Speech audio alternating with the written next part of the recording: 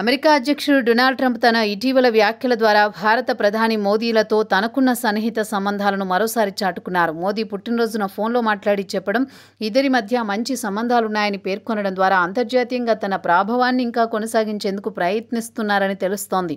అంతర్జాతీయ మీడియా ఈ ఫోన్ సంభాషణపై పెద్దగా స్పందించిన నేపథ్యంలో ఈ వ్యాఖ్యలకు మరింత ప్రాధాన్యం లభించింది. భారత్పై అమెరికా విధించిన సుంకాలపై ట్రంప్ స్పష్టంగా మాట్లాడకపోయినా పరోక్షంగా దానిని సమర్థించారు. రష్యాను నియంత్రించడానికి, చమురు ధరలు అదుపులోకి ఉంచడానికి ఇది ఆవశ్యకమని ఆయన పేర్కొన్నారు. దీని ద్వారా తన నిర్ణయాలు కేవలం ఆర్థిక పరమైనవి కాకుండా భౌగోళిక రాజకీయ వ్యూహాలలో భాగమని సూచించారు.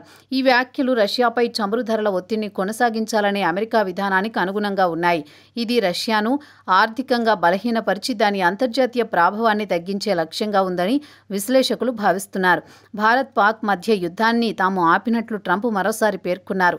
రెండు దేశాలు అణ్వాయుధాలు కలిగి ఉన్నందున ఉద్రిక్తతలు పెరిగినప్పుడు తాను జోక్యం చేసుకున్నట్టు చెప్పారు. ఈ ప్రకటన ద్వారా ప్రాంతీయ సంఘర్షణలు నివారించడంలో అమెరికా ముఖ్యంగా తన నాయకత్వంలో పోషించిన ముఖ్యమైన పాత్రను హైలైట్ చేయడానికి ప్రయత్నించారు.